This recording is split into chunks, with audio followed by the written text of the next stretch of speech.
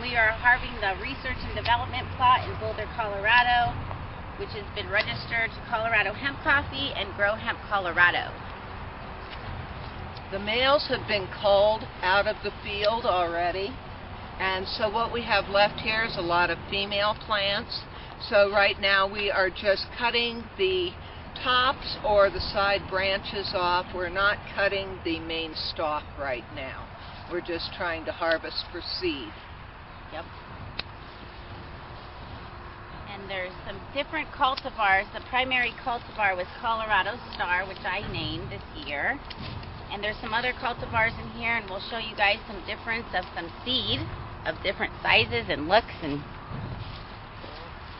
glad we don't have peso vision. Yes, our little stem stash is over here. So we have a wheelbarrow full, and then we empty the wheelbarrow onto the burlap, and then it gets moved over to the old truck, and it gets threshed over there. That's a good one. This actually looks like this male might have a little bit of pollen left in him. This is probably the only surviving male. He might have just a tiny bit of pollen, which is crazy. Missed him.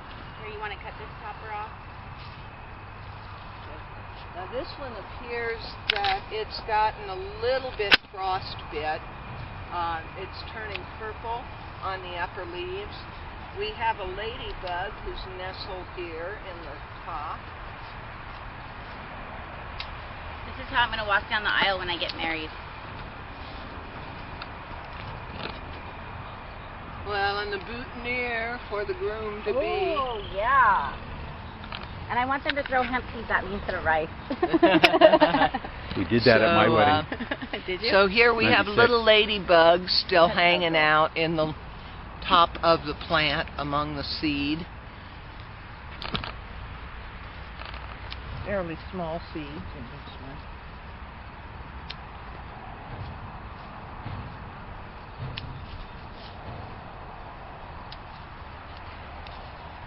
So it's not very sticky or resiny. There's a nice little aroma from it, but it probably has to do with the terpenes, mostly.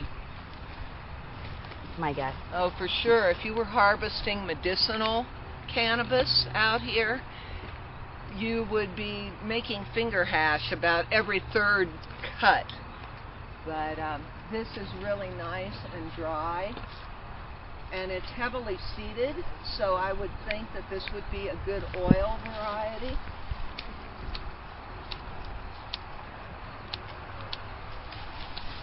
It's branched, but I think the branching is pretty much a result of the hailstorm earlier in the season, absolutely. which beat the plants down and Yep. caused them to branch off instead of growing straight up. Well, and some of the tops were just broken completely off by the hail, so you'll see weird curling and regrowth.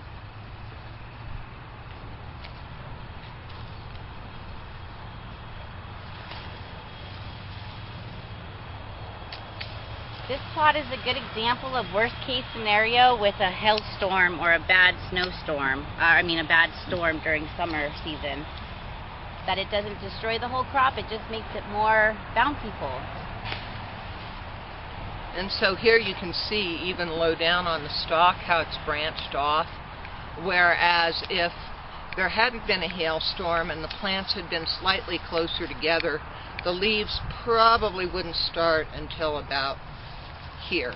And you would have a tall stalk that would be good for fiber. Yeah. And here's a little example of some of the new bugs that we're getting as summer dies down. We're still trying to identify those little crawly things, larvas of some sort.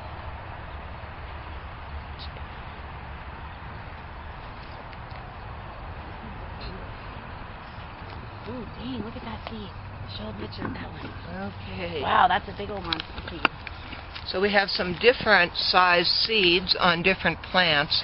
It's really quite interesting how the plants will have different habit and express different traits.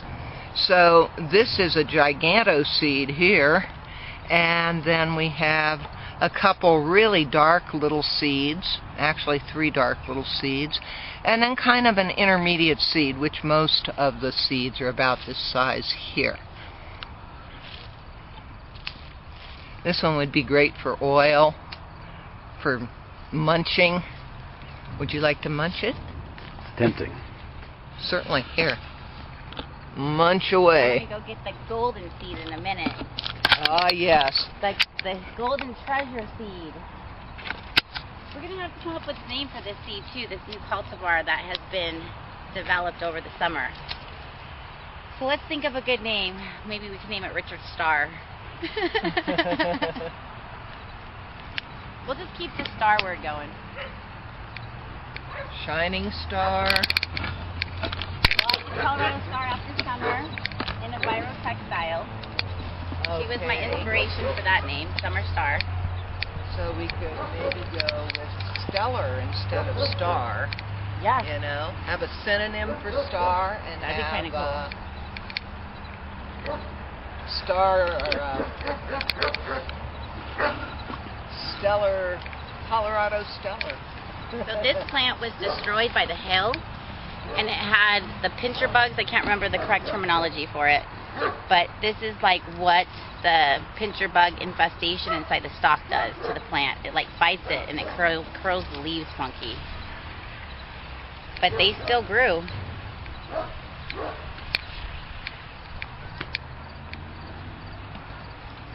We have another kind of bug over here. It's really quite nice that there's not an infestation of any of these bugs. There's just a few here and there. The ladybug. And this guy just fell off the leaf, so. Ooh, there is There a lot he on is. that one. Gross. Oh, Put that on the camera. That's a lot. oh, I see, yeah. Ew. On the underside of the leaves here. We have major infestation. Don't know if, can you see those? This Yeah. leaf in particular. Yeah, if you hold still, and then I can get it. Let me Oh yeah, there's Bring really this one up. ones that are dry, or drying out. oh, doesn't take much to find them on this one. That right there is just loaded.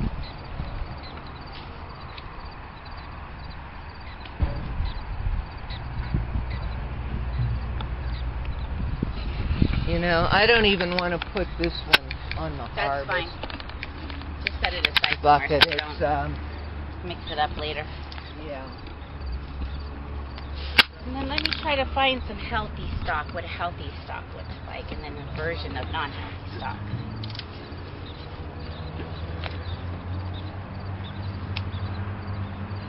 So this is a nice healthy stalk right here. See how it's wide inside? Nice and clean and hollow. I'll bring an example in a minute of what the root part looks like, because it will become solid and no longer hollow, and then what an infested version of the stalk looks like. This is nice and pretty though. It's like a straw. And here's an infected stalk. I bet this is. Ew. And this isn't infected much. You can see it's sort of calloused on the outside of the stem. And then that callus has actually gone in and started to infect the inside of the stem. If this was to be out here for another several weeks, it would probably compromise the plant somehow. Oh yeah. I wonder if that's like some natural biodegradation actually happening. You know, it sort of reminds me of the galls that you see on fruit trees. They get these little bumps that I'm not even sure if they're a fungus or what they are.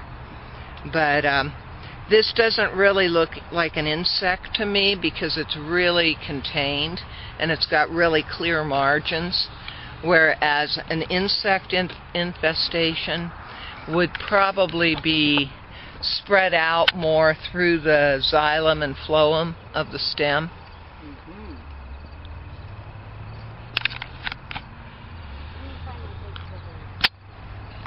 Okay. But this one can go on here because the leaves are fine.